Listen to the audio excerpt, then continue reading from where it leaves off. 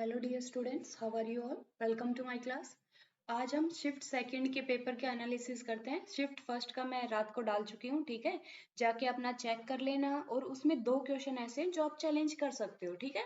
आज के में भी 1-2 क्वेश्चन है जिसे चैलेंज कर सकते हो आप, बिल्कुल। और जो पिछला वाला था शिफ्ट 1 का, उसमें तो आप चैलेंज करें, मैं ये कहती हूँ चैलेंज करें, क्योंकि आपका ही बेनिफिट है उसमें, क्योंकि ड्रॉप हो जाएगा तो बोनस मार्क्स सभी को मिलेंगे, ठीक है। उसके बाद आज हम शिफ्ट सेकंड का करते हैं। इसमें भी क्वेश्चन 1-2 ऐसे दिए हुए हैं मिसलीडिंग, ठीक है। और आप अगर दूसरे पेपर की तैयारी कर रहे हैं तो भी आप पेपर इसको देख सकते हैं, ठीक है। अभी हम क्लास को स्टार्ट करते हैं। सबसे पहला जो क्वेश्चन है, मैंने यहाँ पे टिक वो लगाए हैं जो कि आंसर की में दे रखे हैं, ठीक है। और मुझे उनसे कोई आपत्ति नहीं है, इसलिए मैंने वो टिक लगा रखे हैं। जिनमें मुझे प्रॉब्लम दिखेगी, जिनमें मुझे हाँ लगेगा कि ये गलत कर रखा है, तो वहां पे मैं आपको बता दूंगी, ठीक है। सबसे पहला जो है वो है, rights are what we may accept from the others, expect from the others and others from the us. कि राइट वो होते हैं हम दूसरे से जो उम्मीद करते हैं और दूसरे हमसे करते हैं। तो ये स्टेटमेंट किसकी है, ये हमें बताना है। ये एल.टी. होब हाउस की स्टेटमेंट है, ठीक है। उसके बाद दूसरी है, हु वाज रिटन, दूसरा क्वेश्चन है, who has written the preface to the wretch of earth. जो रैच ऑफ अर्थ है, ये आप सबको पता होगा, फ्रेंच फैनन की बुक है। फ्रेंच फैनन, ठीक है। अगर स्पेलिंग गलत तो ठीक कर लेना। फ्रेंच फैनन की बुक है। उसके बाद जो जीन पॉल सर्ट्रे थे, उन्होंने इसके ऊपर प्रीफेस लिखा, उसकी उस बुक पे ही लिखा, ठीक है। और उसमें उन्होंने फ्रेंच फैनन के जो आइडिया था उसको सपोर्ट किया है, ठीक है। तो ये जीन पॉल सार्ट्रे, ठीक है। कुछ भी प्रोनाउंसिएशन आप देख लेना। उसके बाद है, who said justice is the first virtue of social institution. John Rawls का है ये, ठीक है। इतना आसान है, बहुत बार रिपीटेड है। Politics is war without bloodshed and war is politics without bloodshed. ये किसकी है, ये माओ सी तुंग की स्टेटमेंट है, बहुत फेमस स्टेटमेंट है। एक वो पिछली बार आई थी कि पॉलिटिक्स बैरल से, बंदूक की बैरल से निकलती है, ऐसी कुछ स्टेटमेंट है उनकी। वो भी फेमस है, रिपीटेड है काफी। इन विच यूनिवर्सिटी कौटिल्य टॉट, ये तक्षशिला में कौटिल्य और पाणिनि एक साथ ही पढ़ाते थे, ठीक है। उसके बाद है, which of the following is the content of Fatawa Jahandari. जो फतवाए जहानदारी है उसका कंटेंट क्या है, तो वो मुस्लिम किंग्स को नसीहत है, ठीक है। तो बिल्कुल करेक्ट दिया हुआ था, ए वाला है। उसके बाद है, which of the following is associated with the concept of Begumpura the kingdom of God. ये कबीर का कॉन्सेप्ट है। कबीर के बाद ये गुरु रविदास ने भी दिया है, ठीक है। बेगमपुरा का कॉन्सेप्ट, जहां पे हारमोनी होगी, कोऑपरेशन होगा, ठीक है। उस टाइम भक्ति, जो भक्ति ट्रेडिशन चल रही थी उस टाइम पे, अलग अलग राइटर्स ने ये कॉन्सेप्ट दिया है, ठीक है, बेगमपुरा का। और इनमें जो नाम दिए हुए हैं उनमें सिर्फ जो कबीर एसोसिएटेड है उनसे, उसके बाद गुरु रविदास भी इनसे एसोसिएटेड है, ठीक है। और भी अलग अलग राइटर हैं। उसके बाद है, हु फाउंडेड द आर्य महिला समाज सभा। ये पंडिता रामाबाई ने फाइंड किया था, और कब किया था, 1882 में किया था, ठीक है। उसके बाद नेक्स्ट जो है, who said that England is democratic only during election. ये रूसो की स्टेटमेंट है, फेमस स्टेटमेंट है, रिपीटेड है, ठीक है। उसके बाद है 10 नंबर है, who is author of authoritarian personality. ये किसने लिखी, ये थियोडर एडोर्नो ने लिखी हुई है, अथॉरिटेरियन पर्सनैलिटी, ये उनकी बुक है, ठीक है। उसके बाद ये ओनली इन्होंने नहीं लिखी थी, ये 4 राइटर्स ने लिखी थी। एक थे थियोडर डब्ल्यू अडर्नो, जो कि यहाँ पे दिया हुआ है। और जो थे वो थे एल्से ट्रैकल, ब्रूंसविक, उसके बाद डैनियल लेविनिज्म, उसके बाद नेविथ सैंसफोर्ड, ठीक है। ये 4 राइटर थे, सैनफोर्ड। उसके बाद है, who opinion that an ideal constitution keep the political elite in the good moral shape and provide lasting political excellence. ये एरिस्टोटल की है। उसके बाद है, who gave the idea of the world economic system comprises 3 core, semi periphery, periphery, इतना आसान है, Emmanuel Wallerstein, ठीक है। जो कि कोर, सेमी पेरिफेरी और पेरिफेरी का कॉन्सेप्ट देते हैं। कोर में जो डेवलप्ड कंट्रीज आती हैं, पेरिफेरी के अंदर जो बिल्कुल अंडर डेवलप्ड है, सेमी पेरिफेरी डेवलपिंग कंट्रीज, ठीक है। और कोर हमेशा एक्सप्लॉइट करता है पेरिफेरी को, ऐसा बताते हैं। उसके बाद है, which of the following act abolished the dyarchy in the provinces and introduce provincial autonomy. ये जो 1935 का गवर्नमेंट ऑफ इंडिया एक्ट था वो इस डायरकी को प्रोवेंशियल लेवल पे प्रोवेंसीज के अंदर अबोलिश करता है और प्रोवेंशियल ऑटोनॉमी का कॉन्सेप्ट देता है, ठीक है, जहां से हम स्टेट की ऑटोनॉमी का कॉन्सेप्ट भी वहीं से लेते हैं, ठीक है, 1935 के एक्ट से। उसके बाद है which of the following is not correct regarding the original jurisdiction of supreme court. कौन सा करेक्ट नहीं है? जो डिस्प्यूट है गवर्नमेंट ऑफ इंडिया या फिर एक या एक से ज्यादा स्टेट, बिल्कुल ओरिजिनल है, यहाँ पे नॉट करेक्ट बताना है हमें, ठीक है, ये ध्यान रखना। तो यहाँ पे गवर्नमेंट ऑफ इंडिया या फिर एक या एक से ज्यादा स्टेट की हो जाए तो सुप्रीम कोर्ट का है, बिल्कुल ट्रू है। उसके बाद है अ डिस्प्यूट बिटवीन टू और मोर स्टेट, ये भी ट्रू है, ये सुप्रीम कोर्ट का है। उसके बाद 32 के अंडर में जो राइट्स इश्यू करता है सुप्रीम कोर्ट, वो भी सुप्रीम कोर्ट का ज्यूरिसडिक्शन है।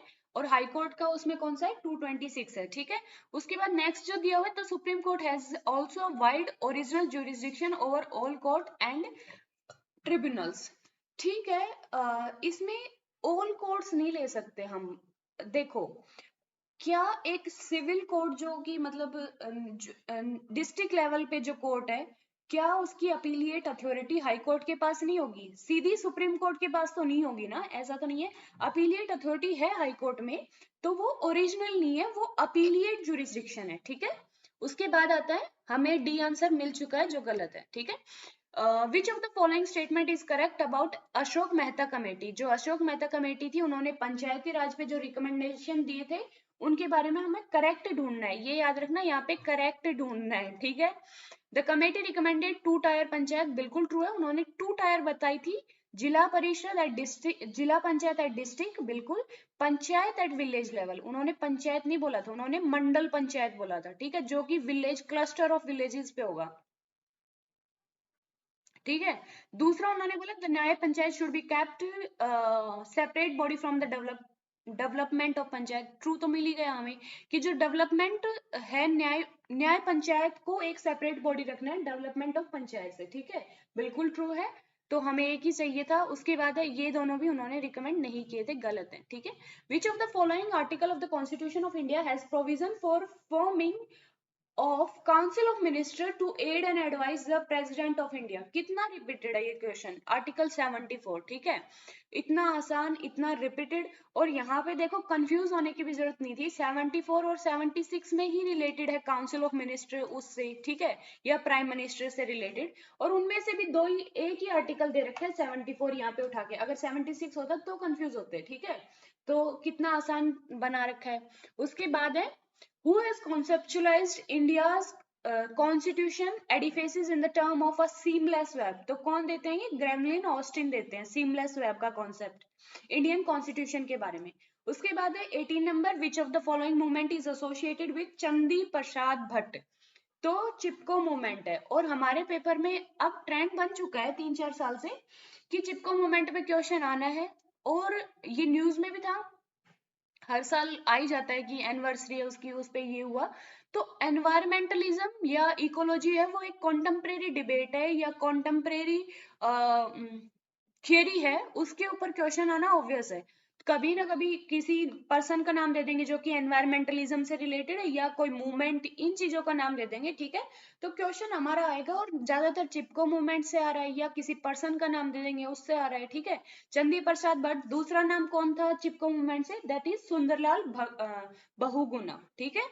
उसके बाद है who among the following is associated with Supreme Court judgment on the live streaming of SC proceeding? तो ये इंदिरा जयसिंह थी।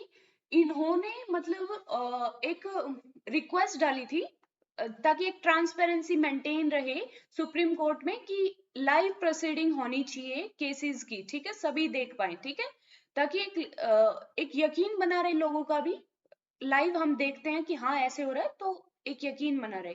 ये इंदिरा जयसिंह थी जिन्होंने ये आइडिया दिया था, ठीक है। उसके बाद है which is the first political party recognize as national political party from the north east region? तो इनमें सब में आप देखोगे नेशनल पार्टी ही हमें सिर्फ नेशनल पीपल पार्टी मिलेगी, और तो इनमें से कोई नेशनल पार्टी नहीं है ना, तो एक ही मिलेगी, और ये नॉर्थ ईस्ट रीजन से पहली थी, तो ये हमारा करेक्ट आंसर है। उसके बाद है behavioural approach in the study of organisation means? Behavioural approach organisation की स्टडी में उसका मतलब क्या होता है, ठीक है। तो पहला पढ़ोगे study of system in organise context, no. उसके बाद है study of behaviour of individual in public, ये भी नहीं है।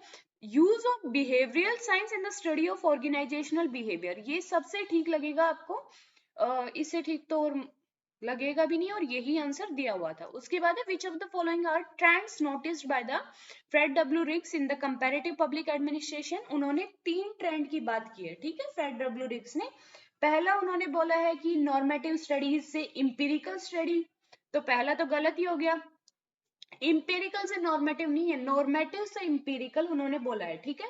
दूसरा जो है उन्होंने बोला है कि आइडियोग्राफिक से नोमोथेटिक स्टडीज, मतलब कि नॉर्मेटिव स्टडीज, ठीक है, तो ये हमें मिल गया, बिल्कुल ट्रू है। तीसरा उन्होंने बोला है, वो बोला है non ideological to ideological study, देखो यहाँ पे भी अपोजिट करके दे रखा है, गलत है, और ये भी गलत है, ठीक है। उसके बाद है Taylor concept of mental revolution stands for, mental revolution का कॉन्सेप्ट है वो किस, मतलब किस चीज के लिए स्टैंड करता है, वो हार्मनी और कोऑपरेशन के लिए स्टैंड करता है, ठीक है, एम्प्लॉयर और एम्प्लॉय के बीच में एक हार्मनी, मैनेजर और एम्प्लॉयज के बीच में एक हार्मनी हो। उसके बाद है विच one of the following is the drawback of bureaucratic model, bureaucratic model का ड्रॉबैक क्या है, ठीक है। अब ये थोड़ा कंफ्यूजिंग हो सकता है, आप सारी स्टेटमेंट पढ़ना। Lack of legal rational principle, ऐसा तो नहीं है, लीगल रैशनल प्रिंसिपल तो बहुत ज्यादा है, ठीक है, तो लैक होना ऐसा ड्रॉबैक तो है नहीं उसका। उसके बाद है lack of rule of law upon the training and training of bureaucratic organisation, ऐसा भी कहीं पे नहीं है कि रूल ऑफ लॉ नहीं है ट्रेनिंग के दौरान, बिल्कुल है रूल ऑफ लॉ, बल्कि रूल्स बहुत ज्यादा रिजिड है वहां पे, ठीक है, ज्यादा प्रोसीजर है। उसके बाद है lack of theoretically integrated total system of action, ये भी नहीं है। ओनली ये आपको मिलेगा lack of normative factors of guiding action, कि नॉर्मेटिव फैक्टर जो नॉर्म्स हैं वो नहीं मिलेंगे गाइडिंग एक्शन के लिए, ठीक है, क्योंकि नॉर्म्स की बात नहीं होती है ब्यूरोक्रेसी में। Bureaucracy is like law based है वो, ठीक है, लीगल रैशनल है कि मतलब लीगली उसको वो मिल रहा है, अथॉरिटी मिल रही है, तो उसके बेस पे है, नॉर्मेटिव इतनी ज्यादा नहीं है ब्यूरोक्रेसी, ठीक है। उसके बाद है who among the following was first president of national consumer dispute redressal commission, तो इसके जस्टिस बालाकृष्णा इरादी थे, बिल्कुल सही है। उसके बाद है how was NITI Aayog form, तो नीति आयोग जो यूनियन कैबिनेट का यूनियन कैबिनेट का रिजोल्यूशन था, उसके तहत में नीति आयोग बना था, ठीक है। कंफ्यूजन होगा, आपको लगेगा एग्जीक्यूटिव ऑर्डर से बना है, बट गवर्नमेंट ऑफ इंडिया का एग्जीक्यूटिव ऑर्डर नहीं था, वो यूनियन कैबिनेट का था, ठीक है। उसके बाद है which of the following was not a silent feature of NFSA, जो नेशनल फूड सिक्योरिटी एक्ट है वो 2013 का हमारा, उसका फीचर कौन सा नहीं है, हमें ये बताना है, ठीक है। यहाँ पे सब आपको ठीक लगेंगी, बट ये स्टेटमेंट आपको मतलब बहुत ही इस टाइप से हो नहीं सकता। Pregnant women will be entitled for free checkup at anganwadi, anganwadi में तो मतलब हाँ इंजेक्शंस लगते हैं, बट फ्री चेकअप ऐसा प्रोविजन नहीं है उसके अंदर, ठीक है। और ये फूड से भी रिलेटेड नहीं है, ठीक है, कि हाँ फ्री चेकअप है, तो ये फूड से भी रिलेटेड नहीं है, तो उसके अंदर ऐसा प्रोविजन क्यों डालेंगे, ये उस एक्ट का प्रोविजन नहीं है। उसके बाद है the philosophy of constitution is inspired and shaped through, जो फिलोसफी ऑफ कॉन्स्टिट्यूशन है वो इंस्पायर्ड और शेप किससे हुई है, ठीक है, तो ये जो ऑब्जेक्टिव रिजोल्यूशन से नेहरू ने दिए थे, जो कि जवाहरलाल नेहरू ने, उनके ऊपर हमारी फिलोसफी ऑफ कॉन्स्टिट्यूशन बेस्ड है, ठीक है। और ये आपको 11th क्लास या 12th क्लास में शायद एक चैप्टर भी था फिलोसफी ऑफ कॉन्स्टिट्यूशन, उसके अंदर भी मिल जाएगा। और वो ऑब्जेक्टिव रिजोल्यूशन कॉन्स्टिट्यूशनल असेंबली के अंदर कब पास हुए थे, 22 जनवरी 1947 के अंदर, ठीक है। वैसे नेहरू ने वो फर्स्ट मीटिंग के अंदर ही मतलब वहां पे प्रेजेंट कर दिए थे, बट वो पास हुए थे 22 जनवरी 1947। तो यहाँ पे इन्होंने पास या मतलब प्रेजेंट का ऐसा कुछ दिया नहीं है, क्या कह सकते हैं, चैलेंज भी नहीं कर सकते, क्योंकि उनकी अपनी थियरी होगी, हम उसमें कुछ कह नहीं पाएंगे, ठीक है। ओके यही ट्रू मान लो, अब क्या किया जाए। As of now which one of the following statement concerning the three list, जो तीन लिस्ट है, यूनियन, स्टेट लिस्ट और कॉन्करेंट लिस्ट, उनके बारे में स्टेटमेंट दी हुई है, तो उनके बारे में ट्रू कौन सी है ये हमें बताना है, ठीक है। तो स्टेट लिस्ट में नहीं, इनकरेक्ट बताना है हमें, ठीक है। Incorrect, okay. स्टेट लिस्ट में 61 सब्जेक्ट है, ठीक है। यूनियन लिस्ट के अंदर 97 सब्जेक्ट पहले थे, अब यूनियन लिस्ट में ज्यादा सब्जेक्ट है। आप बताओ कि कितने सब्जेक्ट है मुझे। कॉन्करेंट लिस्ट में 52 है और ओरिजिनल कॉन्करेंट लिस्ट जो थी उसमें 47 थे, ठीक है। मुझे कमेंट में बता के जाना, ठीक है, कि यूनियन लिस्ट में कितने सब्जेक्ट हैं प्रेजेंट में। 97 पहले थे, अभी कितने हैं। The negative method of exercising executive control through the personal management which is least used in India. I don't know ये क्वेश्चन उन्होंने किस बेस पे डाला है, कौन सी थ्योरी के बेस पे डाला है, या कहीं से स्टेटमेंट ऐसे ही उठा के डाली हुई है, ई ज्ञान कोश या किसी पीडीएफ में होगा, ठीक है, ये कॉन्सेप्ट। तो उन्होंने कहा है कि जो नेगेटिव मेथड जो कि इंडिया के अंदर लीस्ट यूज होता है पर्सनल मैनेजमेंट के उसमें, तो वो कौन सा है। इसमें दिया हुआ इम्पोजिशन ऑफ कैश फाइन, मुझे इसका कोई सोर्स नहीं मिला वैलिड, आप इसमें फर्दर रिसर्च कर सकते हैं, ठीक है। यू आर ओपन, आप फ्री हैं, रिसर्च कर सकते हैं और भी रिसर्च करो, बल्कि अगर कुछ अच्छा मिलता है तो बेशक आप कमेंट में मेंशन करो और सबको बताओ, ठीक है। उसके बाद नेक्स्ट है Henry Fayol journal theory of administration. जो जर्नल थियरी ऑफ एडमिनिस्ट्रेशन है वो कहाँ थी, वो टॉप लेवल मैनेजमेंट के लिए थी, ठीक है। ओके, हमारा 2 में दिया हुआ है। उसके बाद है who among the following said problem solving theory takes the world as it finds it with the prevailing social and power relationship and the institution into which they are organized as the given framework for action. Statement Robert W Cox की है, ठीक है, but हमें इतनी बड़ी याद भी नहीं हो सकती, हार्ड क्वेश्चन है, आंख बंद करने वाला तुक्का मारने का था, ठीक है।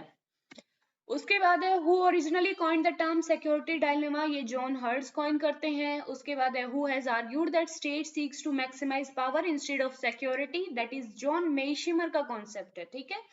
और यही बात सेम मोर्गेंथो भी बोलते हैं, बट मोर्गेंथो का नेगेटिव कनोटेशन होता है, जॉन मेशिमर ऑफेंसिव रियलिज्म की बात करते हैं ना, defensive realism, sorry, offensive realism आएगा, ठीक है।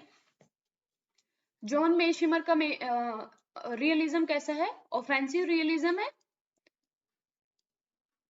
और जो मोर्गेंथो या वॉल्ट्स का है वो डिफेंसिव रियलिज्म है, ठीक है। उसके बाद नेक्स्ट है with which writer do you associate the phrase anarchy is what states make of it, ये अलेक्जेंडर वेंडेट का है जो कि कंस्ट्रक्टिविस्ट थियरिस्ट है, ठीक है। अनार्की वो है जो स्टेट बनाते हैं, ठीक है। when did the 26/11 terrorist attack in Mumbai take place, तो कब हुआ था, 2008 में हुआ था, ये तो सबको ये पता होगा, है ना, आसान है। What was the objective of Vande Bharat mission, Vande Bharat हम किसके लिए करते हैं, वंदे भारत जब हम फॉरेन नेशन से हमारे इंडियंस को इवैक्यूएट किया है, वो है वंदे भारत मिशन, ठीक है।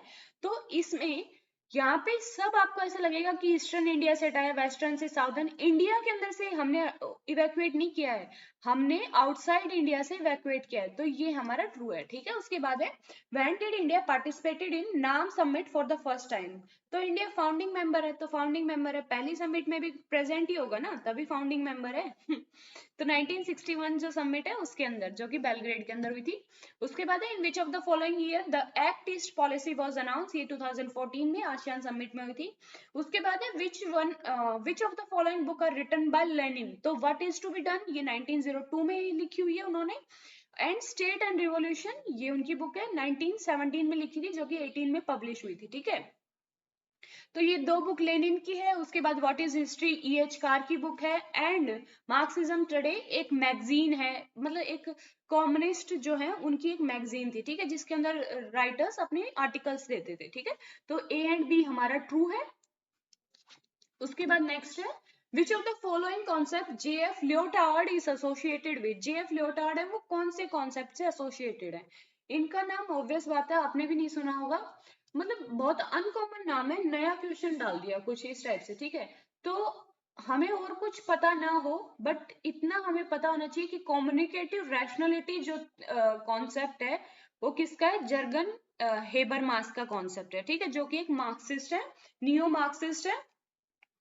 इनमें से हम वो एक्सक्लूड कर देंगे और बचे हुए इनके कॉन्सेप्ट है, ठीक है। बचे हुए मुझे भी नहीं पता था, टफ था क्वेश्चन। उसके बाद है which of the following are related to Hobbes philosophy, Hobbes की जो फिलोसफी है उससे रिलेटेड क्या है। तो human will did not imply anything spiritual or transcendental, ठीक है, उन्होंने बोला है कि ह्यूमन विल कुछ स्पिरिचुअल या ट्रांसेंडल नहीं होती है। उसके बाद परपेचुअल ट्रैंक्विलिटी ऑफ माइंड, उन्होंने ऐसा नहीं कहा, वो कहते हैं कि परपेचुअल ट्रैंक्विलिटी ऑफ माइंड तो कुछ है ही नहीं, उन्होंने इस कॉन्सेप्ट को बिल्कुल रिजेक्ट किया है, ऐसा कुछ होता ही नहीं है, ठीक है। तो ये हम हटा देंगे। Life itself is a motion, ये उन्होंने बोला है। And there is existence of greatest good, तो ये भी नहीं है, हीगल के अकॉर्डिंग कोई ग्रेटेस्ट गुड नहीं है, ठीक है। तो ए एंड सी हमारा ट्रू है। उसके बाद है, अगर पीछे से डिस्टरबेंस आ रहा हूं तो ये फेरी वाले जो अंकल आते हैं उनका है, उसमें मैं कुछ कर भी नहीं सकती। उसके बाद है which of the following concept has not been used by CB Macpherson, जो सीबी मैकपर्सन है उन्होंने कौन सा कॉन्सेप्ट यूज नहीं किया है, उन्होंने कल्चरल डेमोक्रेसी का कॉन्सेप्ट यूज नहीं किया है। Sorry sorry sorry sorry, okay,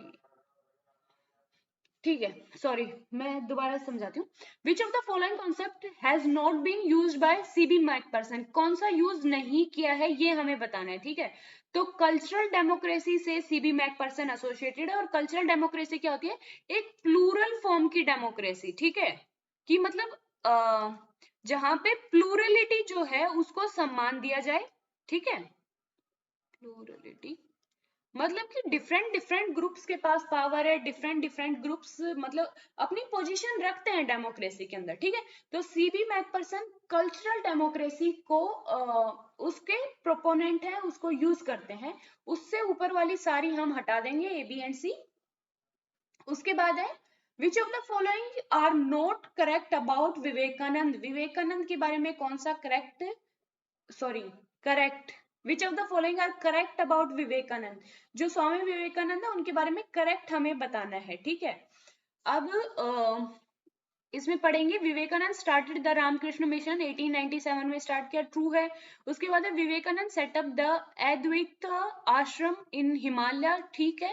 Vivekananda accepted the sedition committee report of 1918, no, this is false. उसके बाद है Vivekananda also claim that a nation's true worth does could not always be measured, कि nation की true worth military capability ही नहीं है, हम उसमें ही मेजर नहीं कर सकते, या फिर मटेरियल कैपेबिलिटी में मेजर नहीं कर सकते, ठीक है।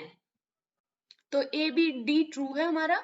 उसके बाद है which of the following statement are correct with reference to Tilak, जो बाल गंगाधर तिलक थे उनके बारे में स्टेटमेंट है, यहाँ पे सभी आपको ठीक लगेंगी। एक यहाँ ये कॉन्सेप्ट देखना, पूना इंग्लिश स्कूल, ये कह रहे हैं कि अपोज किया तिलक ने बल्कि खुद वहां पे फाउंडिंग मेंबर थे जो बाल गंगाधर तिलक थे, उन्होंने अपोज नहीं किया था इसको। जो तीन और जो थे वो थे विष्णु स्वामी चिपलुंकर, उसके बाद तिलक थे, बाल गंगाधर तिलक, और गोपाल गणेश अगारकर, ये मतलब तीन जो वहां पे स्वतंत्र सेनानी थे वो थे जिन्होंने पूना न्यू इंग्लिश स्कूल का इस्टेब्लिशमेंट किया था। तो अपोज का तो सवाल ही नहीं उठता है, ठीक है। तो डी बिल्कुल गलत है, और सब हम हटा देंगे, डी जिसमें सब हटा देंगे, कैंसिल। उसके बाद है in which of the following categories Gabriel Almond classify party system, party system को गैब्रियल आलमंड ने किन किन में क्लासिफाई कराया है ये हमें बताना है, ठीक है। अब गैब्रियल आलमंड की हम प्रेशर ग्रुप का पढ़ते हैं, अब की बार पार्टी सिस्टम का पूछ लिया है, तो उन्होंने अथॉरिटेरियन पार्टी सिस्टम भी बोला है, dominant non authoritarian party system, competitive two party system भी बोला है। Non competitive two party system कैसा पार्टी सिस्टम होगा, टू पार्टी सिस्टम जहां पे होगा वहां पे कंपटीशन तो होगा, ऑब्वियस बात है, ठीक है। तो ये वाला हम रिमूव कर देंगे, and competitive multi party system true है, ठीक है। उसके बाद है which of the following statement is or are correct regarding the composition of constitutional assembly, जो कॉन्स्टिट्यूएंट असेंबली थी हमारी उसके बारे में कुछ हमें करेक्ट बताने, कुछ स्टेटमेंट दिए हुए हैं वो करेक्ट देखनी है। Each princely state was to be allotted seat in proportion to their population, ठीक है। उसके बाद seat allotted to the according to the okay, seat allotted to the British provinces were divided between the Muslim, Sikhs and other general population, ये भी true है। The seat allotted to their communities were to be elected by the members of that community in the provincial legislative assembly, वो सिर्फ provincial legislative assembly में थी। उसके बाद in the above process जो proportional representation का है method वो use किया गया था, proportional representation by the single transferable vote। सारी statement ठीक है, ठीक है।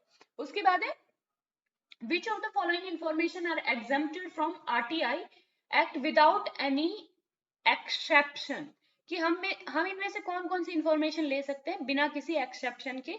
तो इसमें हम देखेंगे information that could enhance financial accessibility of the government of department, ठीक है।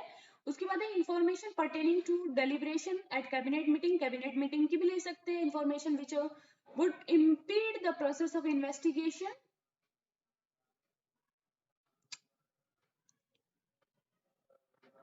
उसके बाद judicial record pertaining to appointment of जजेस।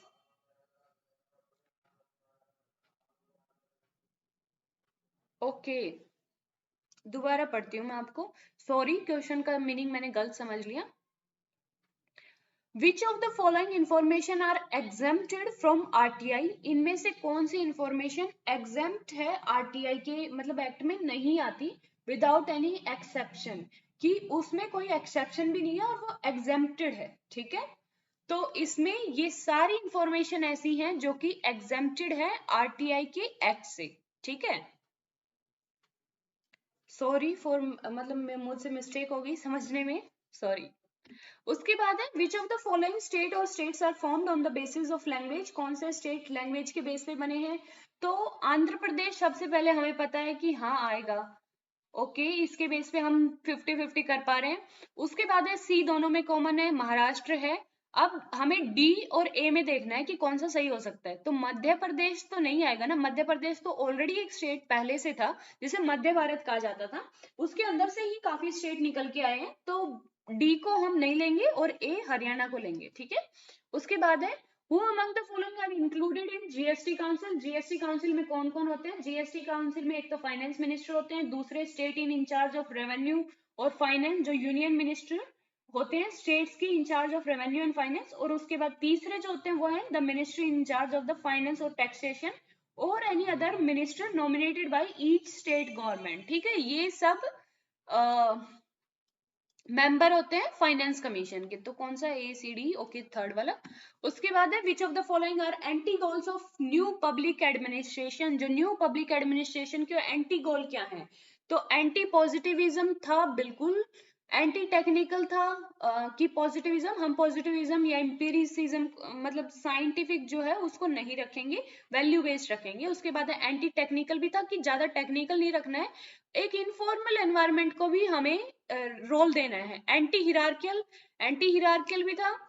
ये तीनों ट्रू हैं, बट क्या हम एंटी वैल्यूज को उसमें रखेंगे? उसमें तो वैल्यूज को कंसीडर किया है, तो न्यू पब्लिक एडमिनिस्ट्रेशन में वैल्यूज हैं, एंटी वैल्यू नहीं था वो, ठीक है। तो वो उसका एंटी नहीं हो सकता, एबीसी ट्रू है। Which of the following are not e governance project of government of India, इसमें सब आपको मिल जाएंगे। जो सागर प्रोजेक्ट है वो ई गवर्नेंस प्रोजेक्ट नहीं है। सागर प्रोजेक्ट जो है वो है security and growth for all in the region, जो कि इंडियन ओशियन रीजन है, मेरीन टाइम जो हमारा रीजन है उसके अंदर हमने सिक्योरिटी और ग्रोथ के लिए एक सागर प्रोजेक्ट चलाया था, ठीक है। तो वो एक ई गवर्नेंस प्रोजेक्ट बिल्कुल नहीं है। उसके बाद है which of the following UN office are involved in the promotion and maintenance of international peace, इनमें से आपको सब ट्रू लगेंगे। क्या EC जो इकोनॉमिक एंड सोशल काउंसिल है, क्या वो पीस के लिए काम करती है? ऐसा नहीं है ना, वो तो ह्यूमैनिटेरियन असिस्टेंस ऐसे काम करती है, ठीक है। तो ये हम एक्सक्लूड कर देंगे, A B and C true है। उसके बाद है which are the important conclusions of L Richardson in statics of deadly quarrel. Question बहुत हार्ड है, आंख बंद करने वाला काम है, ठीक है, बट फिर भी कॉमन सेंस से कर सकते थे हम, हाँ, क्योंकि ये एक अनकॉमन है। और स्टैटिक्स ऑफ डेडली क्वारल ये इन्होंने मतलब मैथमेटिक्स के थ्रू कैसे वार होता है, मैथमेटिक्स की हेल्प से इन्होंने सब कुछ एक्सप्लेन किया था, ठीक है, जिसमें इन्होंने वर्ल्ड वॉर 3 के बारे में भी जिक्र किया है, उसके मतलब उसके बनने के चांसेस भी बताए हैं, ठीक है, वार कैसे ओरिजिनेट होता है वो सब इन्होंने बताए हैं, एल रिकार्डसन ने, ठीक है। तो अब इसमें हमें सारी स्टेटमेंट हमें पता है कि नहीं, कि सही है गलत है वो हमें नहीं पता, बट जब हम बी स्टेटमेंट पढ़ेंगे तब हमें एक अजीब सी लगेगी, ठीक है। Desire for revenge was not the case of war during the period 1820 से 1945 का पीरियड डिजायर फॉर रिवेंज का नहीं था, कि वॉर डिजायर फॉर रिवेंज की वजह से नहीं हुए, बदले की भावना से नहीं हुए। क्या हम इस चीज को डिफेंड कर लेंगे? नहीं कर पाएंगे ना। वर्ल्ड वॉर 2, 1 दोनों रिवेंज की डिजायर से हुए हैं, ठीक है। तो ये स्टेटमेंट ऐसे बोगस टाइप में लगेगी अगर हमें पता भी नहीं है उन बंदे के बारे में, इनकी थीसिस के बारे में, इनकी बुक के बारे में, तो भी कॉमन सेंस से हम ये कर पाते, ठीक है। उसके बाद है which are the institution that are the part of Washington consensus. जो वाशिंगटन कॉन्सेंसस है उसके बारे में इंस्टीट्यूशन कौन कौन से हैं। मुझसे एक गलती हो गई पहले वाले पेपर में, वाशिंगटन कॉन्सेंसस या फिर ब्रिटन वुड सिस्टम जिसे हम बोलते हैं, ठीक है। तो वाशिंगटन कॉन्सेंसस के अंदर कौन कौन बने थे? आईएमएफ बने थे, आईबीआरडी बने थे, world bank, okay, IMF, world bank and US treasury department, okay, ठीक है। आप इसे एक्सक्लूड करो, नहीं वाशिंगटन कॉन्सेंसस अलग था, ब्रिटन वुड जो वो था वो अलग था। आईएमएफ बना, वर्ल्ड बैंक बना और यूएस ट्रेजरी डिपार्टमेंट बना, ठीक है। ये वाशिंगटन कॉन्सेंसस बने। और ब्रिटन वुड सिस्टम से के अंदर कौन कौन से इंस्टीट्यूशन थे वो आप बताओ कमेंट में, ठीक है सब। उसके बाद है which of the following principles are related to the India's nuclear doctrine. जो इंडिया की न्यूक्लियर डॉक्ट्रिन है उससे रिलेटेड कौन कौन से प्रिंसिपल है, ट्रू है, वो हमें बताना है, ठीक है। यहाँ पे Indian nuclear doctrine is aimed at building and maintaining credible minimum deterrence, ठीक है। सीएमडी हम प्रमोट करते हैं कि कम से कम मिनिमम डिटरेंस रखेंगे। उसके बाद है nuclear command authority is the sole body which can authorise the use of nuclear weapon, ठीक है। ये भी यहाँ पे देखो ये साफ साफ लिखा हुआ है कि न्यूक्लियर कमांड अथॉरिटी सोल मतलब अथोराइज करेगी, सोल बॉडी है जो कि अथोराइज करेगी न्यूक्लियर वेपन के यूज को, ठीक है। अब डी स्टेटमेंट इन्होंने कहा है the prime minister of India can use his और कैन ऑन हिज और her own issue can order use of nuclear weapon. क्या ऐसा होगा?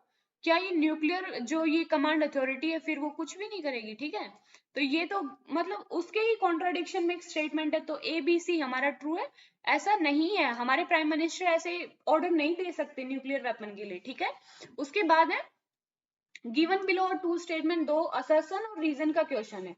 The ethics of care is moral approach that is constructed with justice. Ethics of care क्या कहता है कि मतलब बड़ों का सम्मान या फिर एक सोसाइटी में जो केयर करने की, कि हाँ हम केयर करेंगे उनकी, ख्याल रखेंगे, वो है वो क्या बताने लगी थी मैं, ओके। एथिक्स ऑफ केयर क्या है, तो उस प्रिंसिपल की बात की जा रही है, ठीक है।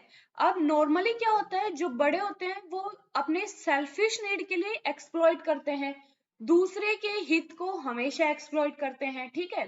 तो जो एथिक्स ऑफ केयर डॉक्ट्रिन है उसका जो फेमिनिस्ट थिंकर है, ठीक है, वो इसका मतलब क्रिटिसिज्म करते हैं, इसको नेग्लेक्ट रिजेक्ट करते हैं, ठीक है। तो जो ये स्टेटमेंट कह रही है the ethics of care is more approach than is contrasted with justice, ये एक मोरल अप्रोच है। एथिक्स ऑफ केयर एक मोरल अप्रोच है जो कि कॉन्ट्रास्ट करती है जस्टिस के साथ में। ट्रू है कि जस्टिस नहीं मिल पाता उसकी वजह से। Man in general seems to employ their reason to justify prejudices. जो इंसान है नॉर्मली क्या करता है, जो प्रीजुडाइसेस हैं अपने, कि हाँ इसको ऐसा करना चाहिए, तो वो इस थीसिस को यूज करता है, इस एथिक्स को यूज करता है, इस मोरल अप्रोच को यूज करता है अपने प्रीजुडाइसिस को जस्टिफाई करने के लिए, ठीक है। तो ये इसका रीजन भी दे रहा है, वो इसलिए वो कॉन्ट्रास्ट भी करता है जस्टिस से, ठीक है। तो रीजन दे रहा है A and R true and R is not correct explanation, sorry correct explanation, ठीक है। तो ए वाली हमारी ट्रू है। उसके बाद है given below are two statement 1 A और आर। तो ए स्टेटमेंट है justice for all is compatible with the equality, ठीक है। उसके बाद जस्टिस रिक्वायर पॉजिटिव लिबर्टी, दोनों ठीक है, बट रीजन नहीं दे रहे हैं वो कहीं पे, तो बी हमारा ट्रू है। उसके बाद है in satyagraha there was not even the remotest idea of injuring the opponent, बिल्कुल ट्रू है। सत्याग्रह के अंदर हम अपने ओपोनेंट को इंजर नहीं करते, बिल्कुल उसका आइडिया ही नहीं होता है हमारे पास कि हाँ हम इंजर करें, ऐसा हमारे ख्याल में भी नहीं आना चाहिए, सत्याग्रह कहता है, ठीक है। उसके बाद है पैसिव रेजिस्टेंस।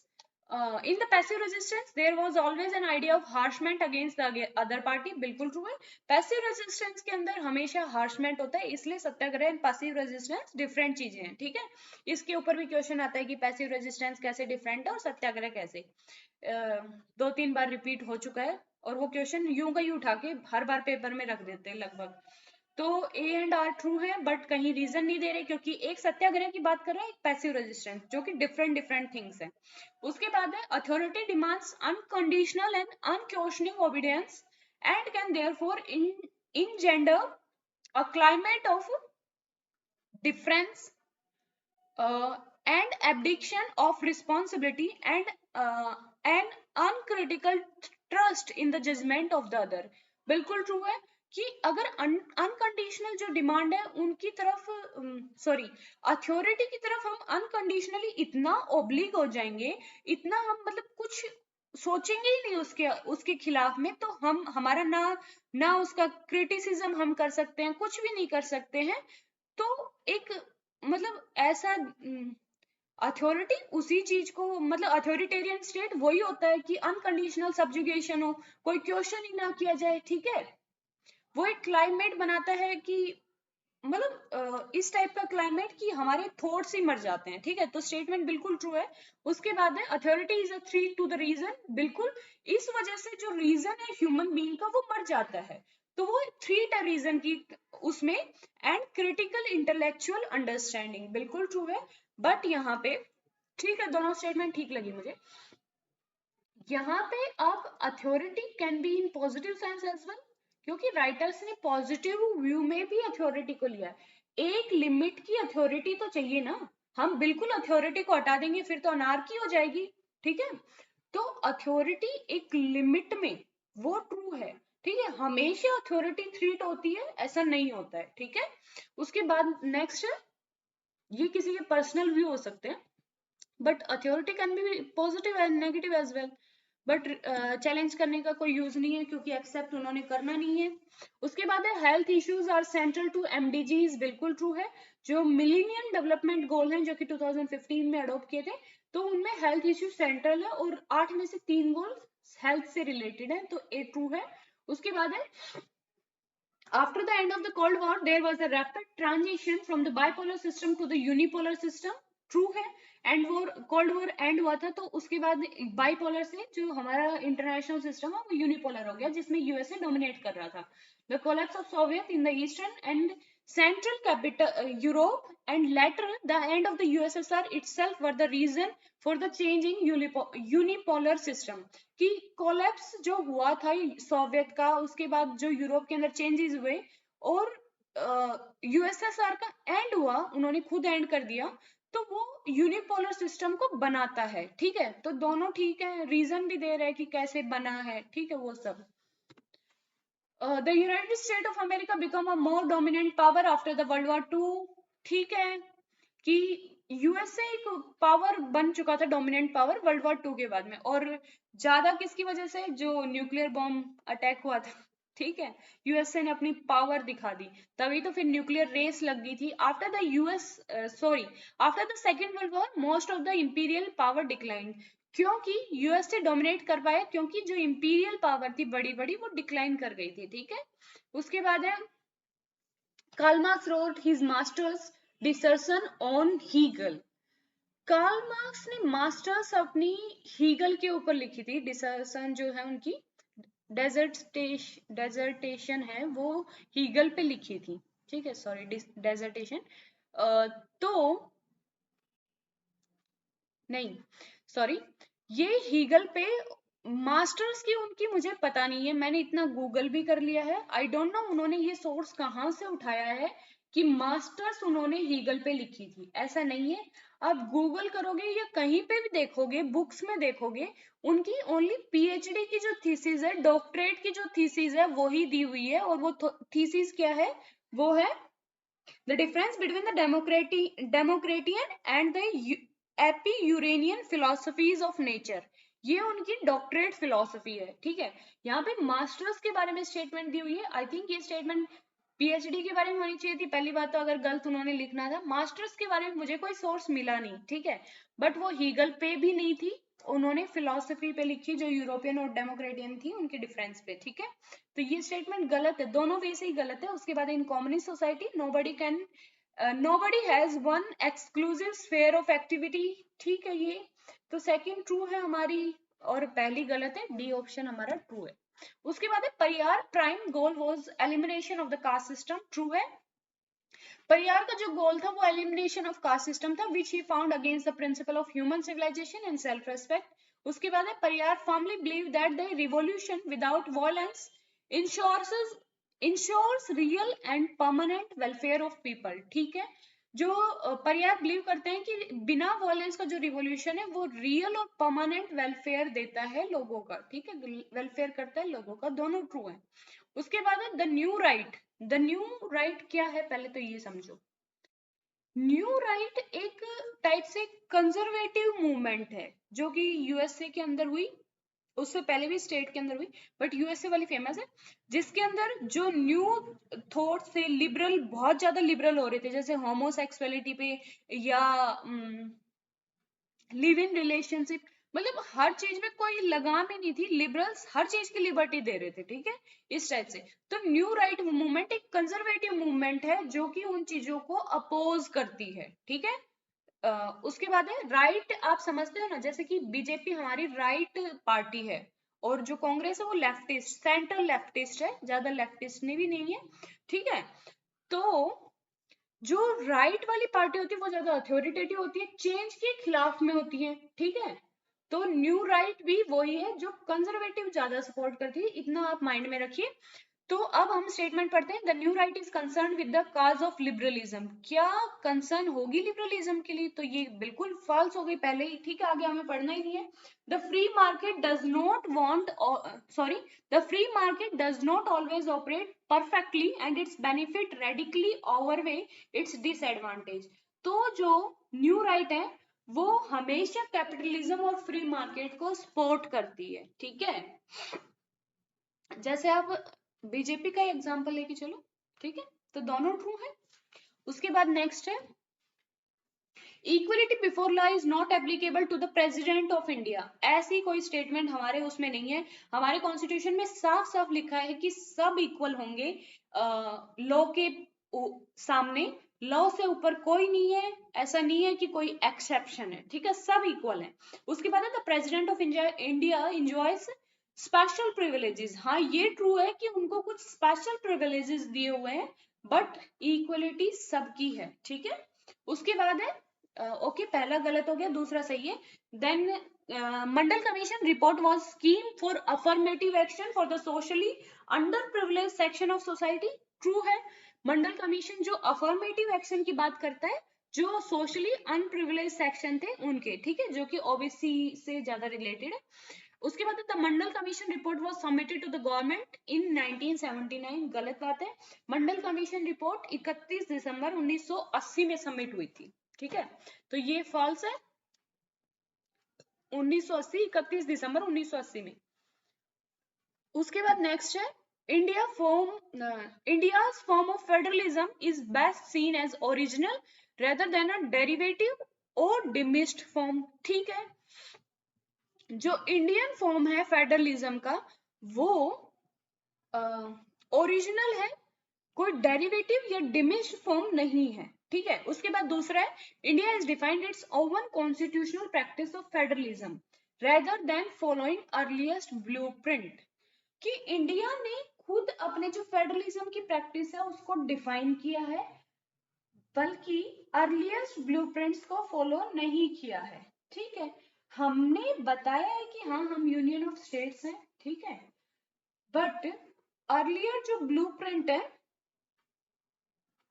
ठीक है, दोनों ही सही हैं।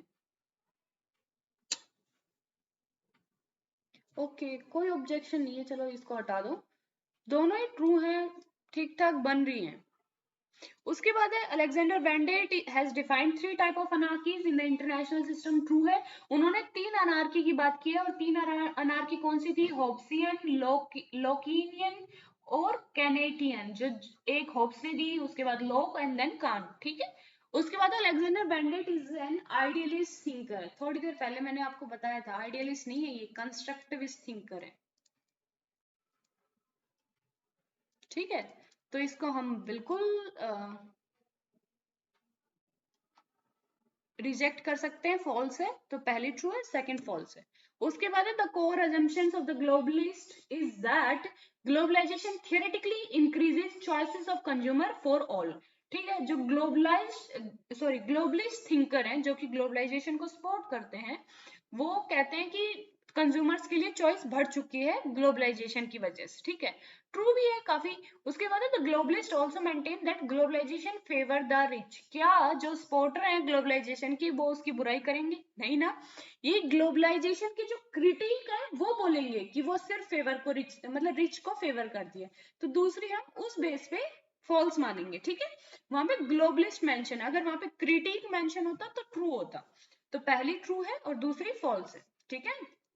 उसके बाद नेक्स्ट है हमारा, ये हमारे मैच आ गए। History is graveyard of aristocracy, कितनी फेमस स्टेटमेंट है, विल्फ्रेड पैरेटो की है। इससे सोल्व हो रहा है? नहीं हो रहा। उसके बाद iron law of oligarchy, Robert Michels ने दी हुई है। ब्यूरोक्रेटिक रैशनैलिटी मैक्स वेबर की है, एंड डेमोक्रेटिक इलाइटिज्म जोसेफ स्कम्पटर का है, ठीक है। हो गया, अब तो पूरा ही मैंने मैच कर दिया है ना। उसके बाद नेक्स्ट है साइलेंट स्प्रिंग, रिचेल कार्सन लिखते हैं। डीप इकोलॉजी की बात आर्ने नेइस करते हैं। ये पिछले पेपर में पूछा था, इनका नाम देख लो, और आपकी फिर इन्होंने फिर उसमें मतलब मैच द कॉलम में डाल दिया। उसके बाद ट्रेजेडी ऑफ कॉमन्स की बात कौन करता है? इमेजिन कम्युनिटी की बात करते हैं बी एंडरसन, बेंडेट एंडरसन, और उसके बाद गैरेट हार्डेन, ठीक है।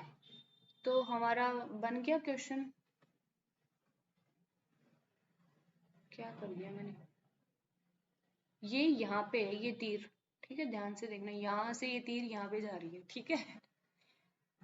4 वाले पे हो गया। उसके बाद नेक्स्ट है मैच लिस्ट 1 एंड 2। लिस्ट 1 जो कहती है state as a class, state को क्लास के रूप में कौन करेगा? कार्ल मार्क्स करेंगे, ऑब्वियस बात है। उसके बाद है state as a ethical life, minimal state की बात नोजिक और हेयर करेंगे। स्टेट एज पावर कौन बोलेगा? मैकेवली बोलेंगे, ठीक है। And states as ethical life Rousseau, Hegel and Green. Okay, ये हमारे अकॉर्डिंग बी बन जाएगा। हिंद स्वराज की बात गांधी जी करते हैं। Discovery of India JL Nehru की है। गीता रहस्य बाल गंगाधर तिलक की है, and who are Shudras doctor B R Ambedkar की है, ठीक है। उसके बाद है सरटोरी, किसकी बात करते हैं? Demo protect and demo power. जो कार्ल पॉपर है वो फाल्सिफिकेशन की बात करते हैं। हेग जो है वो कैटालेक्सी की बात करते हैं। मॉरिस जो है वो physical quality of life index की बात करते हैं, ठीक है। उसके बाद नेक्स्ट मूव करते हैं हम। आप आंसर मैच कर लेना, ठीक ही दे रखे हैं, अगर ऑब्जेक्शन हुई तो मैं आपको बता दूंगी। उसके बाद है अप्रोप्रिएशन बिल किसके रिगार्डिंग है? अप्रोप्रिएशन बिल में 3 टाइप के एक्सपेंडिचर होते हैं। वोट ऑफ क्रेडिट, जब फाइनेंशियल ग्रांट की जाती है, कोई अर्जेंट नीड आ जाती है, उसके लिए होती है। चार्ज एक्सपेंडिचर हमेशा कंसोलिडेटेड फंड पे होता है, और वो वोटेबल नहीं होता है, ठीक है, उसके ऊपर वोट नहीं किया जाता। जैसे कि सुप्रीम कोर्ट की सैलरी वोटेबल नहीं है, वो एक्सपेंडिचर चार्ज किया था कंसोलिडेटेड फंड ऑफ इंडिया पे। उसके बाद है वोट ऑन अकाउंट, ये है ग्रांट इन एडवांस। ये जब कोई इंटरिम बजट पास होता है तो वोट ऑफ अकाउंट पास होता है, ठीक है। वहां पे गवर्नमेंट फुल बजट नहीं बनाती, इंटरिम बजट बनाती है, ठीक है, क्योंकि गवर्नमेंट चेंज होनी होती है तब। उसके बाद है कॉन्सेप्ट ऑफ वोट बैंक, ये किसने दिया है? एम.एन. श्रीनिवासन ने दिया है। श्री नारायण धर्म, इसमें आप सब छोड़ो, अगर आपको ये भी पता था ना, परियार जो ईवी रामास्वामी परियार है, सेल्फ रेस्पेक्ट मूवमेंट से, तो भी आप क्वेश्चन को कर पा रहे हैं, देखो। और आपको लगेगा कि हाँ पता नहीं क्या डाल दिया है, बट ये आप कर पाएंगे, ठीक है। और ये नाम याद कर लेना, क्या पता आगे काम आ जाए। मंगूराम मुंगोवालिया, ये नाम तो मैंने पहली बार पढ़ा है। उसके बाद है हर्बर्ट साइमन। ओके, यहाँ से बात करते हैं एम्पी फोलेट कंस्ट्रक्टिव कॉन्फ्लिक्ट की बात करते हैं। करती हैं सी आई बर्नार्ड जो है वो ऑर्गेनाइजेशनल पर्सनल डिसीजन। ओके, ये भी 2 में आ रहा है। उसके बाद हर्बर्ट साइमन जो है वो programmed and non programmed decision की बात करेंगे, तो ए से 2, ठीक है, इसमें ओके हो गया हमारा। देन नेक्स्ट है हमारा गुड गवर्नेंस इंडेक्स जो है वो कौन पब्लिश करता है, वो पर्सोनल जो ministry of personnel and pension जो है वो पब्लिश करती है। स्वच्छ सर्वेक्षण कौन पब्लिश करता है, ये देखो, गुड गवर्नेंस और स्वच्छ सर्वेक्षण हमारे पेपर 1 में आई हुई है, शिफ्ट 1 में, ठीक है। क्लीन स्वच्छ सर्वेक्षण कौन पब्लिश करता है, हाउसिंग एंड अर्बन अफेयर करती है। उसके बाद है मल्टी डायमेंशनल जो पॉवर्टी इंडेक्स है वो नीति आयोग पब्लिश करती है। एंड देन लास्ट जो बच्चा है वो ये, ठीक है। उसके बाद नेक्स्ट है हमारा एससीओ कितने मेंबर हैं, 8 मेंबर हैं। आसियान 10 है, अफ्रीकन यूनियन 55 है, एंड यूरोपियन यूनियन आसान था बहुत ही, 27 है। देन वॉल्टर रोडने, किसकी बात करेंगे, वॉल्टर रोडने की बुक कौन सी है famous, how Europe under developed Africa, ये उनकी फेमस बुक है। अब इससे क्या सॉल्व हो रहा है, नहीं 2 है ऑप्शन, चलो कोई बात नहीं। जो जोसेफ स्कम्पटर है वो लिखते हैं इंपीरियलिज्म एंड सोशल क्लासेस, ठीक है, इससे हो रहा है। फिर उसके बाद बी है 3 एंड, ठीक है। उसके बाद नेक्स्ट है arrange the in chronological order. अब जो बुक, ये सारी बुक कार्ल मार्क्स की है, होली फैमिली उन्होंने जो इंगल्स थे उनके साथ में भी लिखी थी कार्ल मार्क्स ने। तो इसमें सबसे पहले जो लिखी गई थी वो थी होली फैमिली, ठीक है। उसके बाद लिखी हुई थी the poverty of philosophy, then critique of political economy, value price and profit, ठीक है। तो ये डी बन गया, मैंने यहाँ पे ईयर मेंशन कर दिए।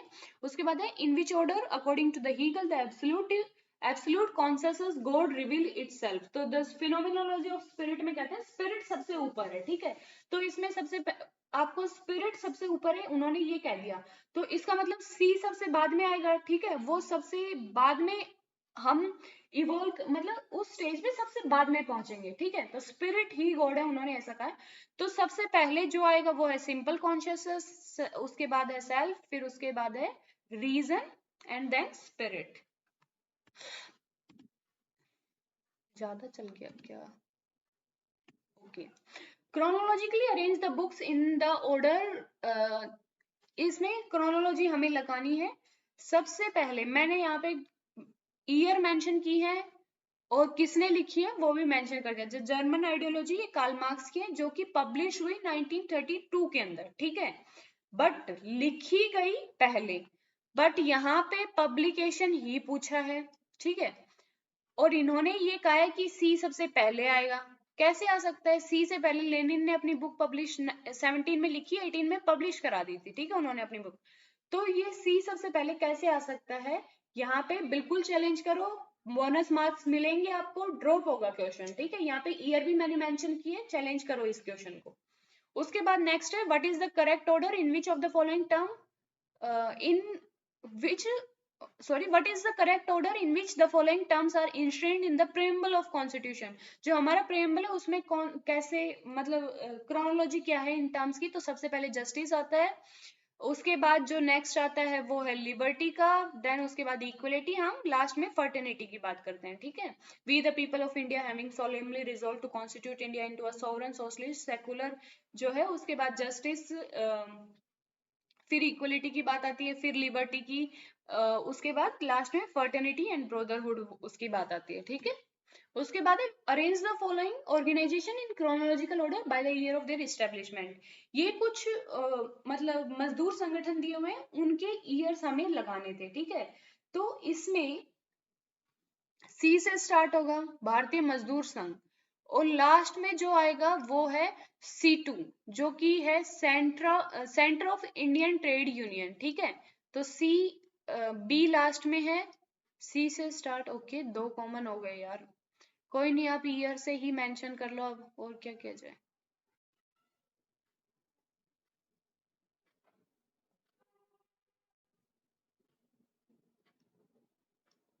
ओके, कहाँ से स्टार्ट हुआ था?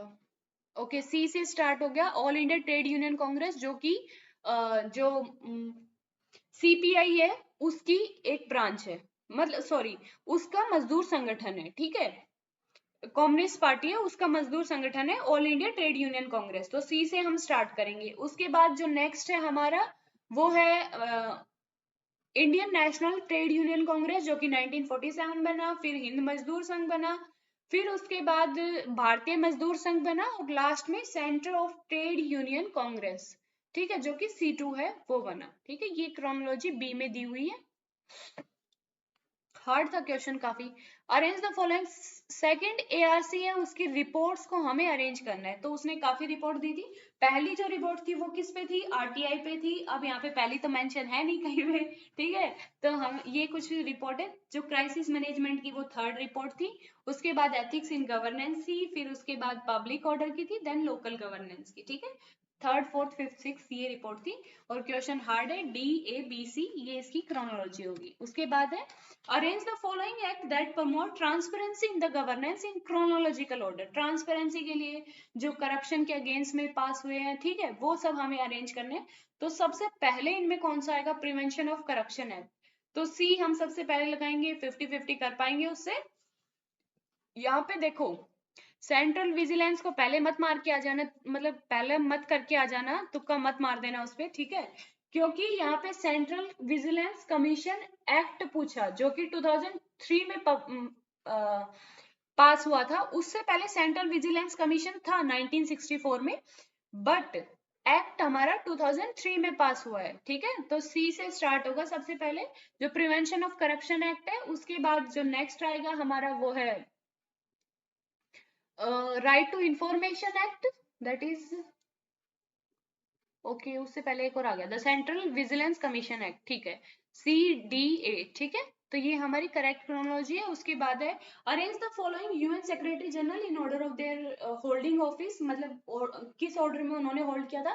तो डैग हमार्जोल जो थे वो सेकंड थे, सेकंड जनरल थे, यूएन सेक्रेटरी जनरल थे। उसके बाद यूएन थांड बने थे।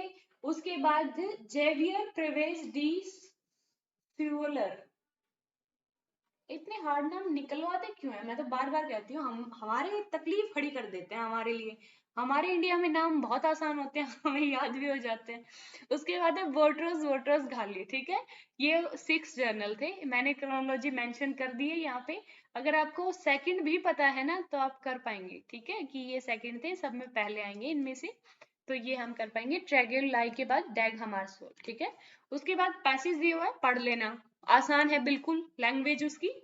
इनमें पहला जो पैसेज है वो दिया हुआ है लिबरलिस्ट जो मॉडल है, ठीक है, उसके ऊपर, कि लिबरलिज्म क्या है, उस मार्केट कैसे रेगुलेट होती है, कैसे उसकी वजह से डिस्पैरिटीज आती है, वो सब है, ठीक है।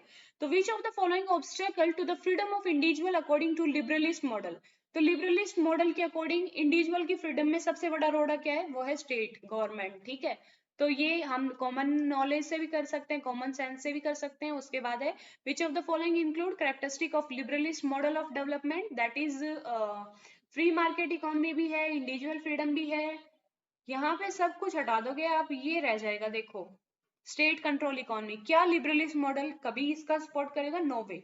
तो डी हट जाएगा और ABC ट्रू है।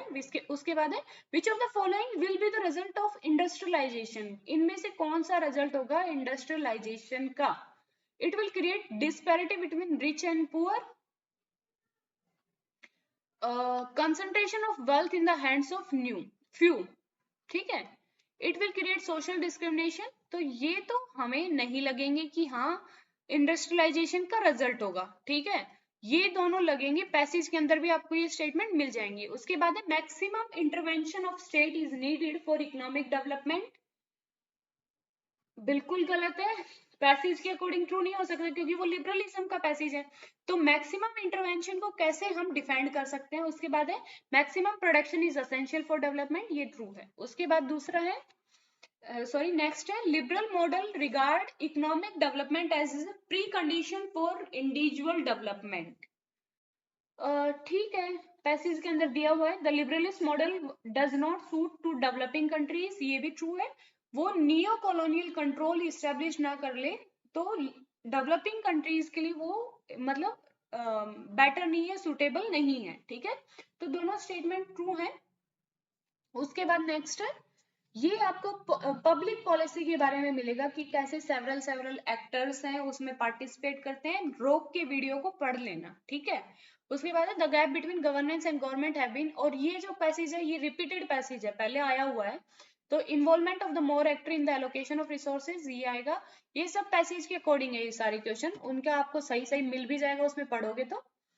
अब जो लास्ट क्वेश्चन है ये पैसेज के अकॉर्डिंग नहीं डाला हुआ उन्होंने, ये लिखा हुआ है neo liberal paradigm was founded on the narratives of inefficient state. उसके बाद neo liberal paradigm is inclusive in nature. जो नियो लिबरल पैराडिम है वो मतलब कि मॉडर्न लिबरलिज्म, उसके बाद नियो लिबरल आया जो कि शिफ्ट मतलब कि नियो लिबरल जो है वो क्लासिकल लिबरलिज्म से काफी चीजें उठाते हैं, जैसे कि स्टेट का इंटरवेंशन मिनिमम रखना है, स्टेट सफिशिएंट नहीं है, स्टेट वेलफेयर का काम कर रहा है, उसकी वजह से जो लोग जो खुद कमा रहे हैं उनका नुकसान हो रहा है, ठीक है, क्योंकि उनसे लेके स्टेट वेलफेयर के लिए लोगों को दे रहा है, दूसरे लोगों को, पुअर पीपल को। तो नियो लिबरल उस चीज का सपोर्टर नहीं है, ठीक है। तो नियो लिबरल पैराडिम वाज वो बिल्कुल फाउंडेड है इनएफिशिएंट स्टेट की उस थीसिस पे। उसके बाद है neo liberal paradigm is inclusive in nature. वो इंक्लूसिव कैसे हो सकता है, यहाँ पे तो कुछ लोगों की बात की जा रही है, अगर स्टेट वेलफेयर की बात कर रहे हैं तो वो अच्छी बात है ना, उसमें सब इंक्लूडेड है। बट यहाँ पे नियो लिबरल सिर्फ वो कह रहे हैं कि हाँ किसी ने अपना कुछ कमाया है तो स्टेट को कोई हक नहीं है कि वो दूसरों को दे दे, ठीक है। तो ये बिल्कुल फॉल्स है। तो ए ट्रू है एंड आर फॉल्स है, ठीक है। अगर किसी और क्वेश्चन में आपको इसमें डाउट लगता है पूरे पेपर में, आप बिल्कुल कमेंट में मेंशन कीजिए ताकि और सभी बच्चों को भी पता लगे, वो भी मतलब चैलेंज कर पाए या अपने व्यू दे पाए, ठीक है। कि अगर आपको गलत लग रहा है तो उस पे और किसी के भी व्यू ले लेने चाहिए, ठीक है। हमारी पर्सनल तो कुछ है नहीं, क्वेश्चन है तो व्यू ले लेने चाहिए, ठीक है। उसके बाद है हमें भी पता लग जाएगा कि हाँ हमसे ये गलती हो गई, कोई बात नहीं, गलती हो ही जाती है किसी न किसी से ठीक है। अभी आपको समझ आया होगा आई होप, ठीक है। अगर कुछ और इशू है, कुछ समझ नहीं आया होगा, कहीं और गलती है